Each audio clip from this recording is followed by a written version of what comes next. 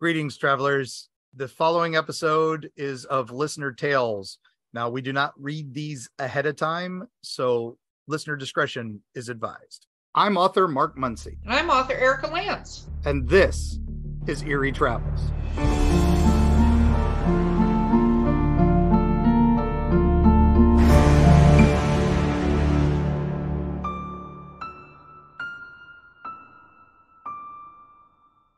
Greetings, travelers. Greetings, travelers.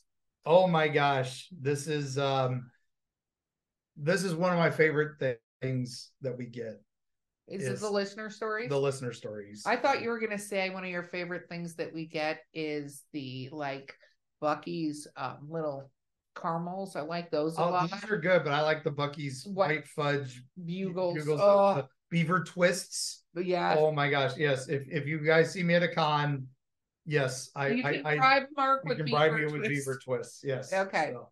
Bucky, if you're listening, we would love a sponsorship. You know what? Yeah, that's true. Kelly, tag him in the show. Tag him in the show. Yeah. So okay. we would love to be sponsored. But anyway, we have been getting lots and lots of listener tales. Oh yeah. Thank you guys so much. You all love them, as you've reported to us. So, and we love them too. Yes. So we are not generally a listener, an experiencer just giving us stories. You're just making them sound. Well, I'm just saying I love getting these though, because then it is something that we connect directly with you on, and we can respond to. Oh yeah, no, it lets us get to know what you're experiencing too, gives us ideas for shows. Yes. And gives us places to go look. We're lore chasers. I think that's what we should be called. Lore chasers. All right. Yep. Yeah. You got to register a new domain. Right. Lore chasers. No, we're the travelers. Okay. What do you want to kick us off? You want me to kick you off? Well, let's. I was supposed to give a shout out to Ryan from Network Solutions on the next Listener Tales episode, just because he helped get our email servers all sorted. Which I'm very thankful for. So I have to say, he was also a fan of the show. Well, Ryan, thank you very much. So that was also kind of cool, that just out of the blue. So Ryan, thanks so much for helping me with all that. So awesome. Okay, are you going first? Let me do the first one. Yeah. Okay. So now, admittedly, we already said at the beginning we don't read these. We skim them a little bit, but we don't. I just look for bad words and things that are bad things that we shouldn't. There, as always, listener discretion as advised. Okay. So, growing up, my grandparents and my father told me about this orange glowing ball of fire. They called it a pumpkin ball, I think. It would appear out of nowhere, and like a ball, it would bounce across the yard. But it looked like a fireball. Once it hit something, it exploded and disappeared. Now, I had a hard time believing this story until my adult years when I witnessed it for the first time. I don't think it's centralized to one area. My family comes from the Appalachian foothills of Kentucky near Daniel Boone Forest, but my father grew up in northern Kentucky, and that's where he witnessed these events as a kid. In my adult years, I was driving home late one night, 4-hour trip.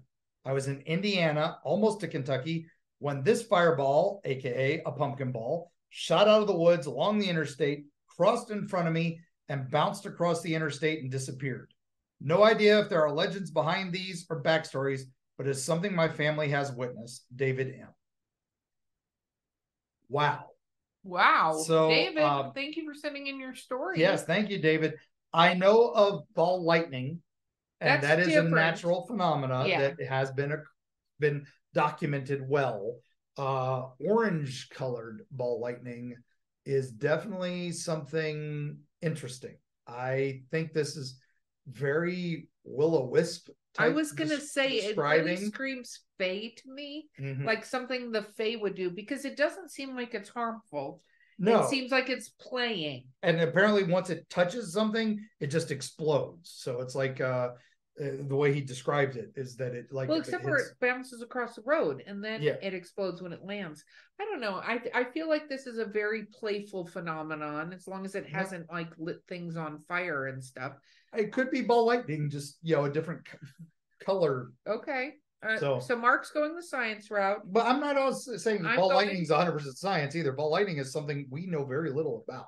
Yes, but scientists have talked about more. Yeah, but again, we're still learning. There's more to it. Yes. And up again, until recently, it didn't exist. This is preternatural becoming natural. So I think I'm voting Faye, David. I'm voting Faye. There you go. So, but thank you for that, David. That was a great story. I hope I get to see that. That would be cool. Yeah, that would be cool. As long as they're not malevolent, I'm down with that. That one I'm not going to know. I would like to be a part of that.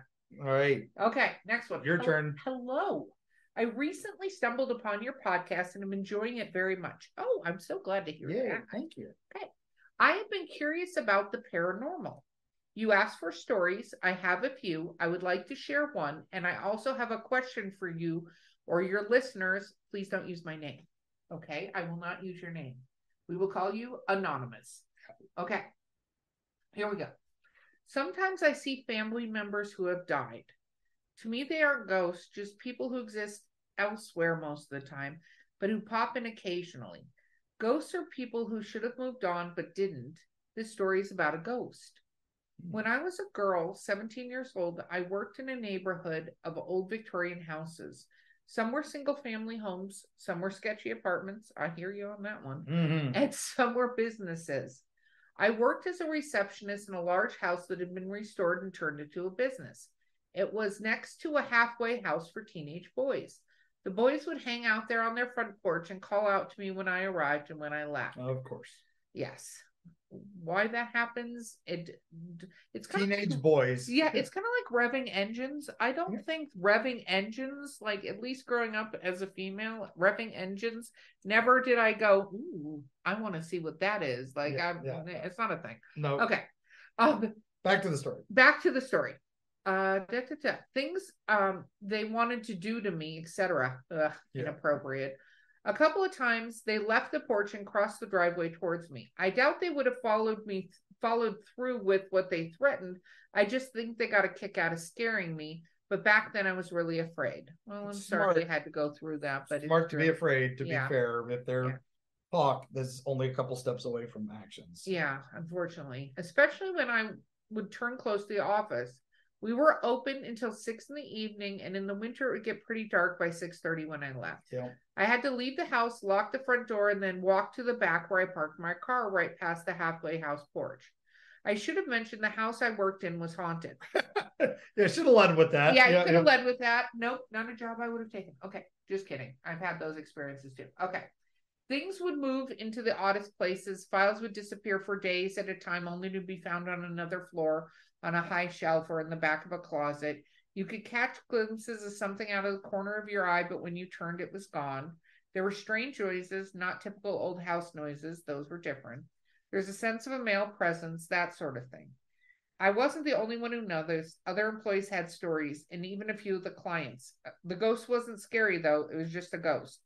That happens. Mm-hmm. Okay. One night I was locking up and I smelled cigarettes and looked over at the halfway house. I couldn't see the boys on their porch and knew I'd have to pass them. I could see the boys on the porch and knew I'd have to pass them to get to my car. I dreaded it. Suddenly I felt surrounded by a presence, a sense of strength and comfort. This sense stayed with me as I walked to my car. And for once, I don't remember the boys saying anything at all. I was never entirely easy when I left the house, especially when it was dark, but after that night, it was better.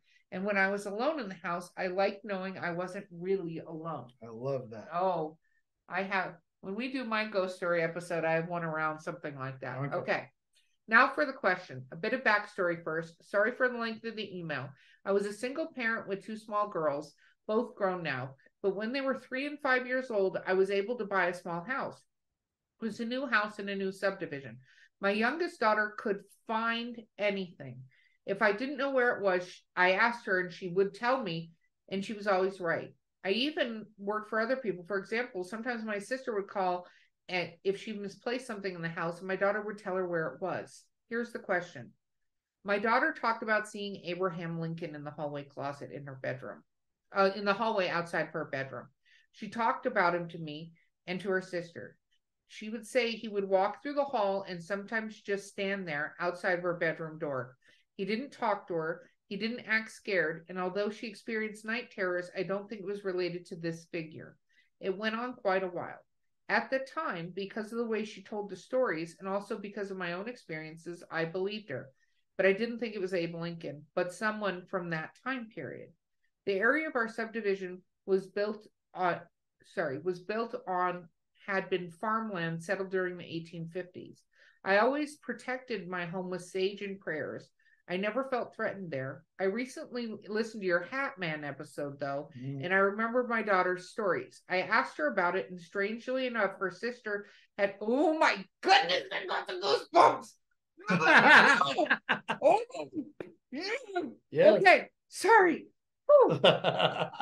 Yeah. I asked her about it, and strangely, I literally, Mark, look at that. Yeah. I asked her about it, strangely enough, her sister had read an article about the Hat Man and called her the night before I did. She doesn't even remember seeing him. The thing is, there's never any fear. What's your take? Could it have been the Hat Man or just a person? Thanks, Anonymous. Wow. Okay, first of all, Anonymous, you just gave me the heebie-jeebies. There's so much I want to unpack with this story. But to address the thing with your daughter, I think your daughter had an invisible friend. We did an episode on this, and if you haven't listened to it, definitely listen to it, because I think Abraham Lincoln is just what she knew to equate what she saw with, because sometimes someone with a top hat and beard, or and she could have seen him on a penny, or who knows, because it's talked about, and that may be what she equated to it, or what she felt like you could call that. I don't think he was the Hat Man. I think the Hat Man comes across very differently, and it's not like more wide brim hat, and more gangster looking. I don't think you would ever equate him with Abraham Lincoln, from the people who've reported him to me. Yes, no, he doesn't. I don't know that she has night terrors on top of that, and that she's able to find things just intuitively. She's definitely gifted. She definitely has a talent. Well, and she may be gifted to the realm of spirits. And the reason I say that, it's different than sort of empath and things like that, because whether she realized it or not, they may have been talking to her. Mm-hmm. And sometimes the night terrors, I think, can be from, there's many things that cause that, right? A lot of it is lucid dreaming, potentially, because there are those of us that have very, very vivid dreams, and sometimes they can go really scary, especially when you're younger and you don't know how to control them and how to turn them in your direction. So I think night terrors can be that, but it also could be if, I didn't do well with The Sixth Sense. Again, going to cover this more in another episode, the movie, because that had been my life. And so if there were things communicating to her and just hitting her with pictures, because if you've listened to our other episodes, you've heard me talk about, I think a lot of times spirits communicate by presenting a picture to you, not like a photograph, but in your mind, what they're trying to quote unquote say. And she could be going through with that, but I feel like she's just probably very connected. And I think it runs in the family, because you were talking about you worked in a haunted location and that you felt that presence that protected you from boys. Yes, that is 100%. That can run in the family. There is a reason spiritual bloodlines occur and things like that. And we all have that aunt that knew her juju, or her grandma, or whatever. So that's how it goes. Absolutely. So thank you so much for that. I know you didn't want to leave your name, but thank you for sending and that. You send us more stories, please. All right. Okay, my turn. Yes. All right. Hi travelers. Hi. I have a weird question. My mama loved owls and collected them. Every time I seen a little owl knickknack, I would think of her. Mama passed away on a Friday, but she was pretty much just sleeping for a few days before she passed. I understand that. Yeah. I'm in another state. Sorry for your loss. So sorry for your loss. Yeah. And that is never easy, the loss of a parent. No. I'm in another state now. She was home in Alabama. My husband and I went for a walk in the woods a few days before she passed away. And as I turned on the trail, I came very close to an owl at eye level in a tree. I stared at it for a few moments before walking away, as I didn't want to ruin the moment by scaring it away. A few days later, Mama was gone. I regret that I didn't speak to her in those last days, but had a grandbaby come for a long stay in the hospital. She was very ill. I think she held on until he came home and was helping my daughter. My question is, do you believe that perhaps as she lay there sleeping between life and death, the owl could have been a sign of her being with me? I have walked these woods for decades and have never seen an owl that close. Always very high in the trees. And if you can tell me where they're at all. I know this is long. Thank you for reading, Katie Wagner. Well, Katie, we're very sorry for your loss. Yes. I would say yes. And here's the thing. I'm a firm believer that the spirit doesn't necessarily say, or the soul, whatever word you want to use, the cookie, that's another word for it, by the way, doesn't necessarily stay with the body, especially when it's passing on. And she absolutely could have been just coming to let you know that she's okay and she was ready. And I think a lot of times people are able to do that for us, is to come kind of let us know that it's okay and they're ready to go on with their journey, and to just let you know also that it was okay, that you took care of what you had to take care of. Because I know for a lot of people, if you think about, you wouldn't want somebody just staring at your body laying in a bed. Like, that's not something you wish. So she was probably letting you know that it was all okay and that you had made all the right choices in that. So I wouldn't have guilt or regret either, because that's my personal opinion. And having gone through fairly recently, a death of a parent, it was, it's been years now, but it still seems so recent. That there were moments where she was there and her moments she wasn't. So and I, researching the books, I talked to a lot of hospice nurses, and we get a lot of emails from hospice nurses, and they all have stories like that it's the person hung on, or they were seeing friends, or they were talking to loved ones, and then the loved one would call from another state saying, I had the weirdest dream about you, and she was there. So I think, and then if she definitely has a spirit animal, I'd keep my eyes open for more owls. I think there's more coming your way. So. I think so. And just be willing to acknowledge it and make sure it's positive when you're talking. Yeah. Always sounds like your mom was in a good place. Yes. Very good place. About I think a year and 3 months ago, my stepdad passed, and I was very close with him. And when he did, I think a day or two later, the tree in our yard it was the first tree he had planted. He had planted everything in that yard.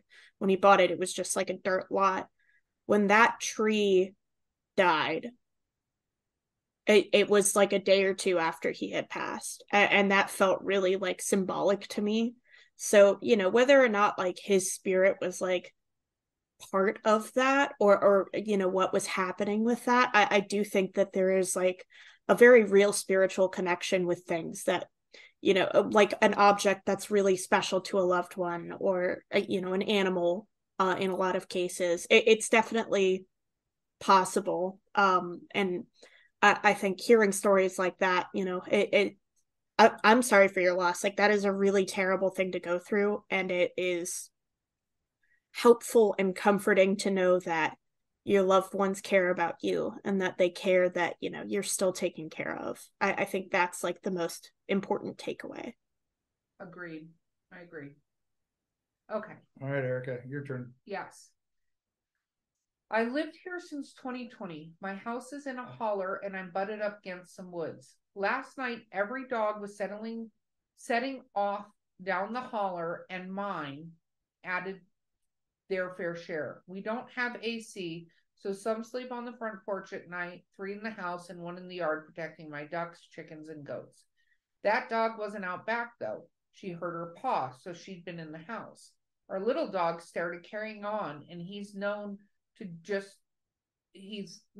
so I just ignored him until my ducks, all 16 of them, started running and flapping. Sounds like Carrie. Ooh. I assumed it was a fox or raccoon, and myself and my daughter took off out the back door. We found the ducks, all huddled in the corner by the coop, raising hell. Everyone was accounted for, so we went back and let our guardian dog outside. She normally settles down near the ducks and will alert if anything comes close. She's still very chill and doesn't set off like the others do. Well, last night, she was a live wire. My eldest daughter and I went back out with the flashlights, and she kept taking me to the point in the yard and alerting across the road shining our lights. There were eyes reflecting in the trees around our mailbox. About that time, my husband texted me from work on his break, and I told him what happened. He heard a clicking behind our mailbox when he was getting the car to go to work. We have creatures that make that noise. It was nothing new, but we decided to head in. It's about the time to check our wards and boundary protections. Last time we had any issues, one of my RR spikes was out of the ground. Railroad spike. Yes. So. Terry Hayes. Wow. Just again, the goosebumps. Now you get to see them live and in person. Yes. I don't like that. There's definitely something going on. The animals see them faster than we do. That's just been known. That is, you go to the oldest, even John Dee's writings back in the day, in the medieval times, he knew the dogs and cats could see things we couldn't. Egyptians knew that the cats could see the spirit world and could talk to the spirits and stuff like that. So. Trust your animals. I'm not kidding. The other day, Mark walked in, and my dog that doesn't bark at people walking through the door went off and was looking directly behind him. And was growling. And which growling. Your dog never and she growls. doesn't growl. And never. He was like, nope, whatever that was needed to go. And at first, we kind of dismissed it, and then both me and Mark had to deal with it later that night. There was definitely things we both did to do cleansings. Yeah. And stuff. I love that you're using railroad spikes in the ground. They do make great protection because iron propels a lot of things spiritually that, in folklore and folk tales, but also, with your intentions, put your intentions behind it, and, everything works. At our new location, I've got a couple jars that, some native friends have given me over the years, and protection things. And that was the first thing we did at the new location, was set them up. And I hadn't finished setting them up, and we had an accident at the new place, but all is well so far, now, and things are better, but definitely do not dismiss this. No, this not at definitely all. Put the wards up again, and I would do a little something special around that area, because obviously they got through. And if you're up against some woods, you've got protection of the wood people. Just know what to do. So, okay. Give them some offerings. Yes, that's always a good thing too. Do we want to take a quick break? We're gonna take a break, and we will. I think so, because man, I need a break. I got so many heebie-jeebies. I need a break. We'll be right back.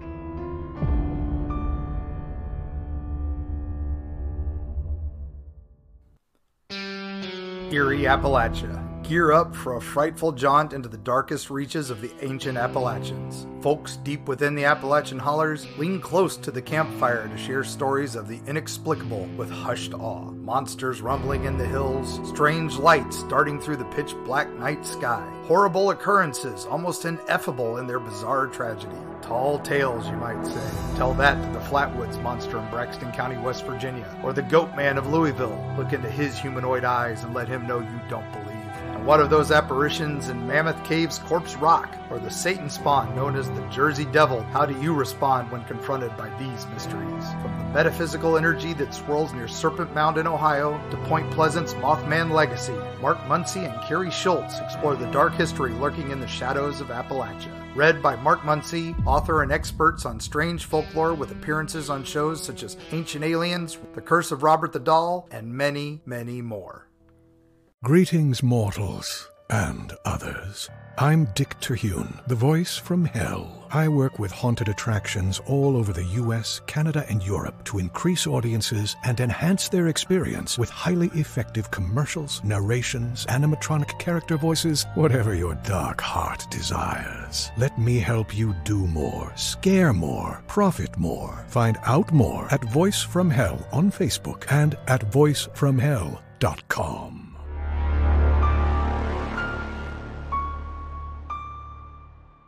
We're back. We're back. Yeah, okay. Wow. I think I'm going to take the next one. All right. Because we got two big ones. I see that. Yeah. Seems inappropriate, but could be inappropriate. Yeah. Anyway. We'll see. Okay. So this one, and this is why I want to take this one, because it starts off. So I have 3 Wendigo in my property. 3 Wendigo in my property. Wendigo. Wow. I've seen the Supernatural episode with Wendigo. I would not want to have a Wendigo on my property. No, and it's a term that a lot of people use to describe a lot of things, like where Skinwalker has become this this term that's everywhere. It's a Navajo term, and some of the other nations, have different names. Different names for it, and they don't like it when it's, oh, that's a skinwalker. It's like, no, that's something else on my tribe. And I understand that. So but Wendigo is another one of those. It's kind of ubiquitous at some points, and that's. But there is a Wendigo. That's a particular legend. No, agreed. But I just love that this letter immediately is. So I have 3 Wendigo on my property. That's why I wanted to read it. Didn't read the rest. So here we go. Okay, buckle up. No, just kidding. Yep. Yeah, you heard right. I have 3 Wendigo. Wendigo. I always knew that my property had some supernatural beings because I live in the Civil War battle zone here in north central Arkansas, and we all know some cryptids like places of tragedy. Some of them do. Some do. Okay. We get hauntings like ghosts and whatnot, but what I didn't know until recently, that is, that I have 3 mother flippin' Wendigo. Why do I keep saying this wrong? Just hobnobbing in my property like they own the place. What? I love that. Okay. I didn't mean to laugh at that. That's just that's well written. Okay. I got in touch with my friend who is a gray witch seer after my fiance. Oh my gosh, wow. I can't even read anymore. After my fiance and I heard something huge charging at us through the woods at pitch black nighttime. They informed me that 2 of the 3 are malicious, which explains why everyone always feel like they're on the edge when the boys are nearby and that we are being hunted down. But one of them is neutral. That's interesting because Wendigo are not generally neutral spirits. No, they are not. They are not. Yes, and everybody just heard the mystical ring doorbell in my house. It's okay. And so one of them is neutral. So my fiance and the seer lovingly named the neutral one Mendingo. Wait a minute. Isn't that the title of a movie? Yeah, in a book. It's and also an adult version too, but it's was about the same time as Roots. Oh, and it was about a slave in love with their master's wife, and then vice versa. I'm not a fan of that. Not a thing. It's also a tribe in Ethiopia. So, anyway. Okay. So we did protection spell, laid sigils, and black salts to keep the boys out. Mandingo hangs around more so while the other 2 don't linger here much. But it is a story of my 3 Wendigos and who I am horrified except for Mandingo. Wendy. Well, Wendy. Wow. I would choose a different nickname. Yeah, I would choose a different nickname. Yes. And also to have 3 on your property seems like excessive. It does, but who knows? Yeah, they may be pack animals. They may be. We don't know. Again, this is all, But are you? This indicates that they're being hunted. That's not a good thing. No, that you feel like you're being hunted. Oh, I don't like that. No, 2 are not pleasant. So definitely, seek out some advice. Try to get some, protection going. Whatever you feel like you need. Yeah, so. It sounds like they already did with their seer, so that's wonderful. But Wendy, we do not invite us. I won't be coming. Definitely. But that's definitely a no. Yeah, and that area of Arkansas is definitely, you're right, Civil War battleground. There is plenty there. So. Yes, so much stuff. All right. Okay. So my turn. Next. Hey everyone. Hey. Hi. I'm a new listener here and wanted to ask you all about a couple of things. I mentioned my mom in one story, and it's something she doesn't really talk about, so I'm asking anonymously, mostly out of respect for her. No worries. Apologies for being so lengthy, but it's hard to tell the stories in a condensed format. We don't mind. Go ahead. I don't mind. So there's 2. I get to do 2 here. So I know. See how you stole 2, but that's fine. That's how I get to sneak an extra one in. So story 1, the black dog. Backstory: my parents' house was built in the 1920s by one of my great-grandfathers. My great-grandmother would allow guests passing by to stay in an extra room she had in the house, which was on a major highway. I do know that a passerby did pass away in the house, but not much else about their identity or any of that. Now, my story. When I was small, like elementary school age, I was tormented by what I always called black dog. I would wake up in the middle of the night to a small to mid-sized creature that looked like a black dog with hooves like pig feet and hands like a human, but really hairy. I remember being so scared I couldn't move. It seemed like one of my pets or someone around me would pass away some short time after. I saw this several times until one night my dad stayed in my room and I had a dream he was chasing the dog through a neighboring field and shot and killed it, and I never saw it again. Wow. My mother. Tales. Hold on. Yeah. Need to calm the goosebumps down. Not a big fan of the not a big fan of this. Not a fan. Yeah, my mother, my family is pretty religious, and mom waited several years. I was in my 30s to tell me she used to also see a creature similar to this. Hers was more of a gray wolf and would just appear in her childhood home. I don't know much about her experiences, but I thought it was odd that she also saw something like this.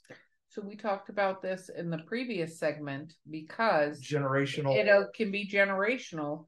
But what do you think? I mean, all right, so sitting on the chest. Yeah. Black dog, that goes back to our night terrors. That goes back to. That's not the Hat Man. No, but that's similar.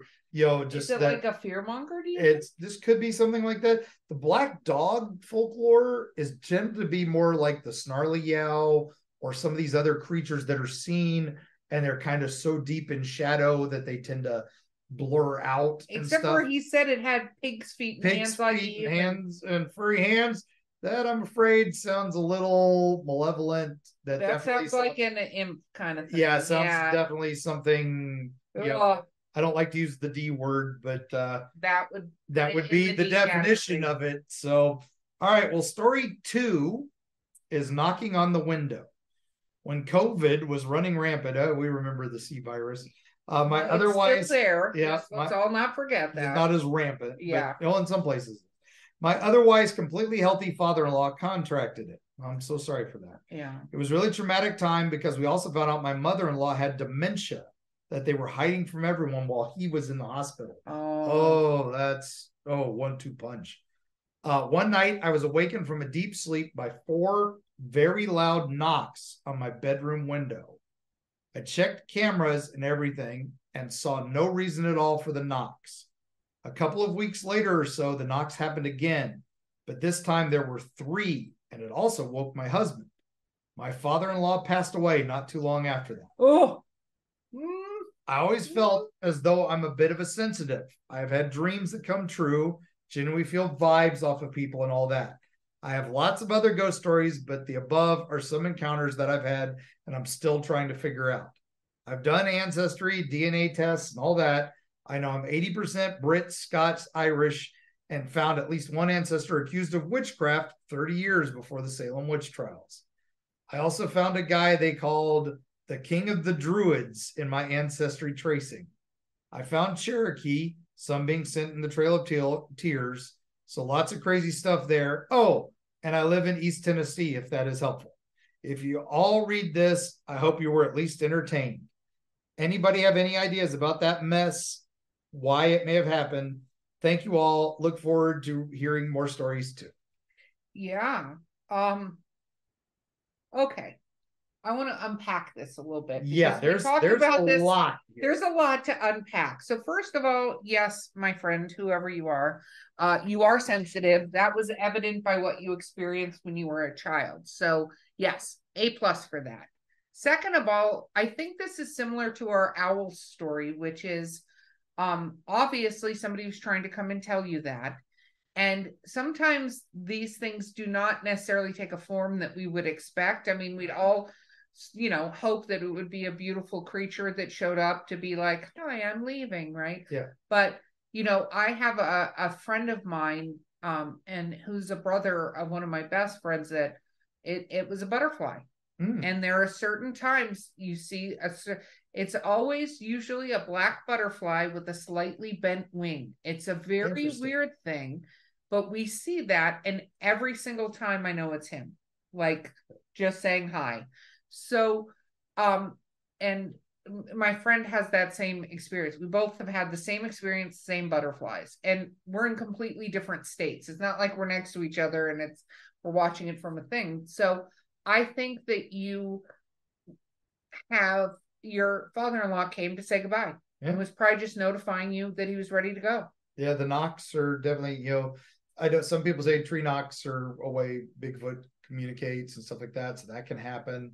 But also, the druids used to knock on trees. Druids used to knock on trees to communicate, and that's and you're also saying you're 80% British, Scott, Irish, and you're living in Eastern Tennessee, which is the same mountain range that is the Scottish Highlands and Ireland's mountains are the Appalachians before Pangea, before the break when Pangea it was all one mountain range.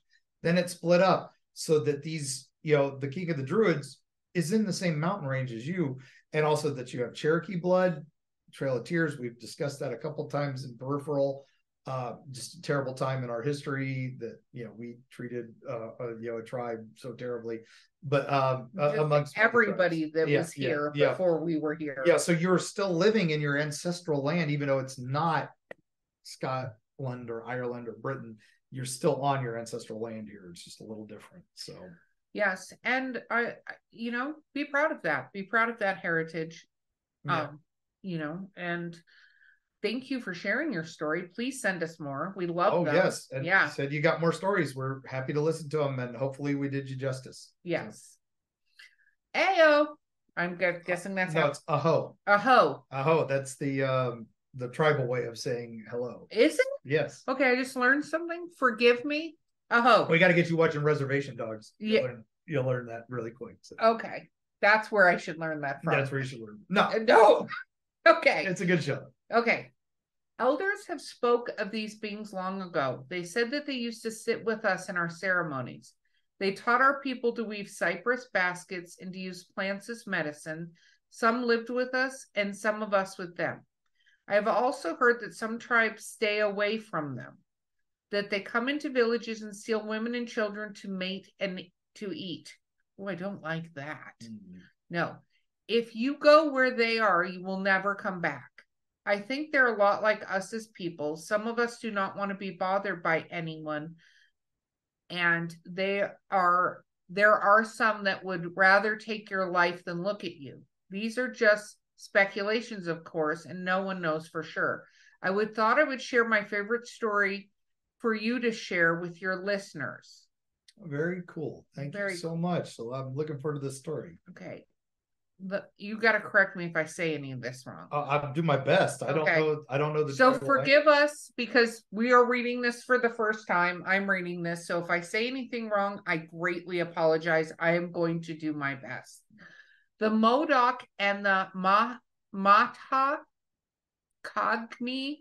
The Matakagni, I think. Okay. Or the Sasquatch. Yeah. Okay. My grandfather was born in 1853. He later fought in the Modoc War. Is it Modoc? Yeah, the Modoc. Okay. In defense of our homeland. It was the same story as most: defeat. Family being murdered and sent away. Grandfather did not like the Klamath Reservation and soon returned to the part of the country he loved. By some good fortune and help of the white friend and Eureka, California, he was able to buy some land in the mountains. He built a cabin and lived there from then on till his death in 1935. He fell asleep on a riverbank and never woke up. Grandfather lived a long and eventful life, but it was not a happy one. He told me a story when I was a child, and I never tired of hearing it. His first contact with Matakagami? Yeah. Okay. Was one evening in the summer of 1897. He was walking along a deer trail near a lake just about dusk when he saw up ahead of him what looked like a tall bush. When he walked closer, he smelled a strong kind of musky odor, and that's Sasquatch are known for that, right? Yep. He looked closer in the bush and suddenly realized it was not a bush at all, and it was covered with a thick, coarse hair, much like horse hair. He took a step closer, and the creature made a sound that sounded like Nia. Looks like it. Grandfather knew this was one of the old ones spoke about, the Kagami. Although it was growing dark fast, Grandfather was able to see quite clearly 2 soft brown eyes through that hair. The creature moved slightly, and Grandfather made a motion of friendship and laid down the string of fish he'd been carrying. The creature evidently understood this, as it snatched up the fish and struck out towards the timber that was nearby. It stopped for a moment and made a sound my grandfather never forgot, a long, low... It looks like it says agooment. Agooment. Grandfather never told anyone outside of my family's story. He called them people too. He called them Kagami. It was a few weeks after his encounter that he awakened one morning by some strange noises outside his cabin. Upon investigating, he found a stack of deerskin. Oh, yeah. I love this. Okay, deerskin fresh and ready to be tanned. Off in the distance, he heard the strange sound again. A gomont, right? A gomont. It's written phonetically, and we're trying our best. Yes. After this, there were other items left from time to time: wood acorns, wild berries, and fruit. Yeah. It was a few years later that he had a second but far more amazing contact with his friend. Grandfather had taken a job with some white men from San Francisco area to help them search for gold that was supposed to be in Mount Shasta. Grandfather never much cared for money, but times had changed and living off the land was increasingly getting harder and harder. The men had a map and were bound and determined to find gold that they were told was there. Grandfather agreed to show them the area, but he could scarcely conceal the fact that he thought all white men were a little crazy in search for this yellow metal. They stated that if he helped them find the gold, he too would be a rich man. It made no difference to him one way or the other. After the treasure hunter party had reached the base of Mount Shasta, they began drinking a lot, so Grandfather told them he would go on ahead and explore some of the lower level rock shelves, as they were in no condition to do so themselves. Imagine that. Yeah. Well, drinking and rock climbing is probably a very bad combo. That's not what the story says. That is just what I'm adding. Yeah. So the next morning, he set up the mountain trail. After a little bit of climbing, he reached one of the shelves he wished to examine. Then it happened. A timber rattler struck him in the leg without warning. Oh, that's a rattlesnake. That's not good. Yeah. Grandfather killed the snake and started heading down the mountain trail to a more comfortable spot, but soon found it very difficult to continue walking. The best he can remember is that he became sick to his stomach and fainted, which is one of the signs from being bitten by a rattlesnake. Yeah, it's basically stopping your heart. When he came to, he thought he must be dreaming, for there were 3 large Kagami and about 8 to 10 feet tall surrounding him. He noticed that they made a small cut on the snake bite and somehow removed the venom and placed cold moss on the wound. Then one of the Kagami made a kind of grunting sound, and the 2 lifted him and carried him down a trail he did not know. Finally, after some descent down the mountainside, they placed him under a low bushy tree and left. Again, my grandfather heard their mournful cry. Agoom. After a long while, he began to feel better and took his old 44 caliber cap and ball pistol out and began firing some shots in the air. Finally, the gold party found him. Grandfather said nothing about the encounter with the Kagami. He was taken back to where the pack mules were tied up and then went to the nearest town where he rested for a few days. He then returned home. Grandfather only told his family about the encounter, and after that, he would never take any amount of money to go to the region again. He said that it was a holy place. Kagami lives there, and they are my friends. Oh, I got chills and this is an amazing story. I love this story. For many years after that, in the still of the evening, sometimes late at night, he would hear the sound he now knew. Boom. The call of the Kagami. Grandfather went on to state that they were not vicious, but very shy, especially to white men. They generally came out in the evenings at night. They lived chiefly on roots and dug up berries and only ate meat in the bitterest of cold weather. Their homes are deep in the mountainside burrows, unknown to any man. I never grew tired of these stories my grandfather told me as a boy. He said that they were true, and I believe him. May his spirit always know peace. Written by a Modoc, spring of 1970. And that story was sent to us by Derek Morrison. Thank you, Derek. Oh my goodness. Thank you for sharing that. Your grandfather sounds freaking amazing. Yeah. And that is another story we've heard when people exchange with these creatures, you know, the bowl of soup and the things like that, that they have that back, which is really an interesting phenomenon for this is like the fourth story we've gotten with a very similar situation. Yeah, like, you know, giving and receiving, and, you know, and making contact, and then also leaving them at peace. If you leave them at peace, they leave you at peace. And this one, you know, helping him from a snake bite, that is amazing. That's wild. I mean, this is an old story. I had heard it before when I was growing up, and again, it was written in the 70s or 1970, it says. And this is a repeated story. I've heard this one before.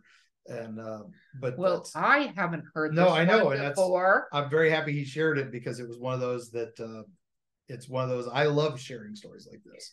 And if you've got a family story that has been passed down for generations, and, you know, you want to share it with us, drop us a line at the website so that we can read it around to other listeners who may not have heard this story. So. Absolutely. And also, don't forget, we can keep you anonymous if you like. Yep. Absolutely. We have no problem with that.